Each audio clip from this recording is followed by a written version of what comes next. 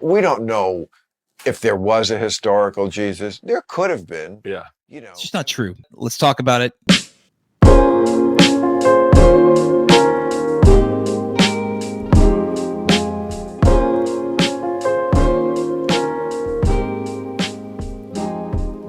There may have been an actual Jesus, and it may have been a completely fictional character. Yeah. But that's everything from. No, there are some things we know. There are records. We know there was a Julius Caesar. There absolutely was. Absolutely was. Of course. And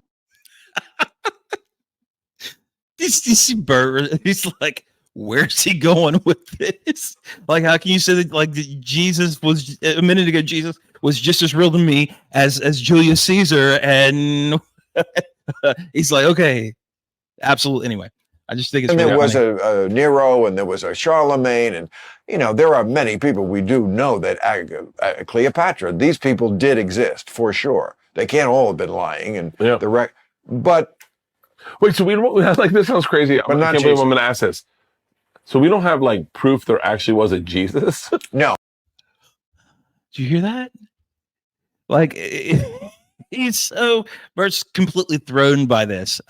He's like, we don't have proof that there was Jesus. And of course, you hear Bill go, no, we don't have any proof, which that's not true.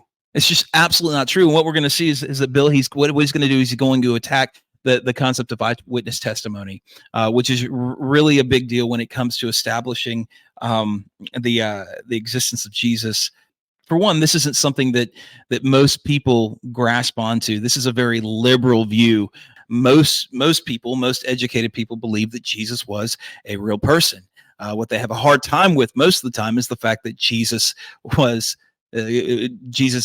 is God in the flesh. So that's what they have a hard time with. And anyway, so let's keep watching. No, I mean, all we have is 5 people talking about it. And what's suspect is this. No, we have way more than 5 people talking about it. What's wild is he points to people that obviously there were people who wrote down things in the moment, right? He talked about Julius, Caesar Augustus, Julius Caesar, something like that. He talked about Nero, talked about Cleopatra. Of course, they're absolutely real people, right? Because there's documentation. Well, of course they would have been documented about. They're kind of big figures, but and so anyway, let's keep listening. Let's figure out why he thinks that Jesus potentially could not have existed. Jesus dies in 33 AD, right? The Gospels are written from 70 AD to 110 AD. Okay, that's very liberal. Okay, more so around between 60 and 70. That's kind of the dates we have for them. The idea of 110. I don't think so. Here's what we need to remember is that more than likely these guys were either of Jesus' age or younger than Jesus. It would not be surprising for them to come to the end of their lives at around 60, 70 years old and write a biographical account of Jesus. Like it would not be surprising. Not only that, but I don't think we really know how old Luke is. Luke wasn't one of the 12 disciples. Luke is he's a physician. He is documenting he's documenting for a man named Theophilus. He's addressing you read through the book of Luke, first chapter, most excellent Theophilus. He's addressing him. And he's going and he's interviewing eyewitnesses. And so in order for him to have the testimony that he has to live within the same time period. And what proves this is the fact that Luke also wrote the book of Acts and he traveled with Paul. So, and he's about to talk about Paul here in a second. So, so none of the gospel writers were contemporaneous with Jesus. Yeah. They didn't know. Again, not true. Know him. People think that because some of their names are the same as the apostles, but they were not. No, I'm talking 70 AD is what I'm talking about. That's when the first gospel is written. That's the gospel of Mark. Right? Because what did Jesus challenge them to do? To go and make disciples, right? All nations, right? Go out and share the gospel. Don't sit and write this stuff down. They had a full expectation that Jesus would be coming back soon. They start getting to the end of their life and like, man, we better write these things down. So he didn't know Jesus. Either did Matthew, Mark, Luke, John. None of them knew Jesus. Those books were written from 70 to 110 AD. Wow. They were not. Look, St. Paul. You see this? Do you see Bert's response? Wow. man. And here's the thing: he's not going to go check this stuff. He's not gonna, Bert's responding the way in which I think most people would respond to these facts. Not going to look them up, and what's going to happen is ultimately they're just going to take them and they're going to storm away, and this is going to validate why they don't need to believe in Jesus, why they don't need to repent.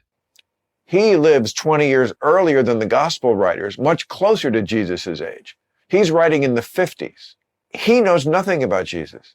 The gospel writers have all this information about the manger and, like the father, the mother, the carpenter, all this biographical detail. Yeah. St. Paul doesn't even imagine that he lived on earth. He's just not true. Did you see that? Like, this shows you that he Bill hasn't even read Paul's writings himself. All right. It is very clear when you read the writings of Paul that Jesus was God in the flesh. He talks about his crucifixion and his resurrection. In order for Jesus to be crucified, he had to have been alive. And so we hear that, and so what we see is that, man, he's just spewing nonsense. Anyway, just like a godlike figure. Okay, so it's odd that the people who seem to know Jesus better lived much later, and the person who could have been aware of Jesus in the flesh, St. Paul in the 50s, he doesn't even think Jesus is a humanly figure. It's very odd. No, it's not that odd, Bill.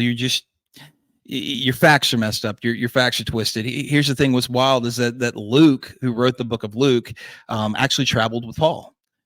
He wrote the book of Acts, and so I think it's, I don't know. I hear things like this, and it concerns me a little bit because of the kind of influence that Bill Maher has. He's got his HBO show. People kind of paint him as an intellectual because he kind of just off the top of the dome spews nonsense. He seems to know, what is it? A lot about no. He seems to know a little about a lot, if that makes sense. And so he sounds like he knows what he's talking about, but in this, he doesn't. And, it's important for us to realize that we have an incredible foundation to stand upon. I don't hear Bill Maher questioning whether or not Plato exists, right? We only know about Plato through the writings of Aristotle, and yet, we don't question whether or not Plato existed. There's just things that he's not taking also into consideration, the historical context and how information traveled, how information was gathered back then. He's not taking into consideration of any of that. And he's really trying to shoot a hole in the concept of eyewitness testimony. If we don't have eyewitness testimony, how can we know that Jesus is real? We have more than enough eyewitness testimony, and we have no reason whatsoever to not believe the writings of the Gospels. A lot of times we like to look at the writings of the Gospel and we like to kind of view them as one book, but the reality is that they're historical documents, and they're very specific kinds of writings. You have Paul's that would be dated definitely earlier because of the fact that he's writing instructionary messages in letter form to churches that he started. And then you have the Gospels. You have these guys who are getting older in age, and they're like, man, we need to write this stuff down before we die. We thought he was going to be coming. Obviously, he's not going to be coming. Hopefully he comes before I take my last breath. But if not, we need to start writing some of this stuff down. And they do. And, when you start looking at the timeline, you start looking at between like 60 and 70, depending upon how old they were when, they walked with Jesus or encountered Jesus. It's not unreasonable that they would have written these things down in their older age. So anyway, those are things that I think that it's important for us to talk about when we see someone like Bill Maher, who seems to have credibility with especially a lot of atheists or a lot of people who want to, or agnostics or whatever, or even just kind of an intellectual community, when, man, he's a comedian is what he is. He's a comedian.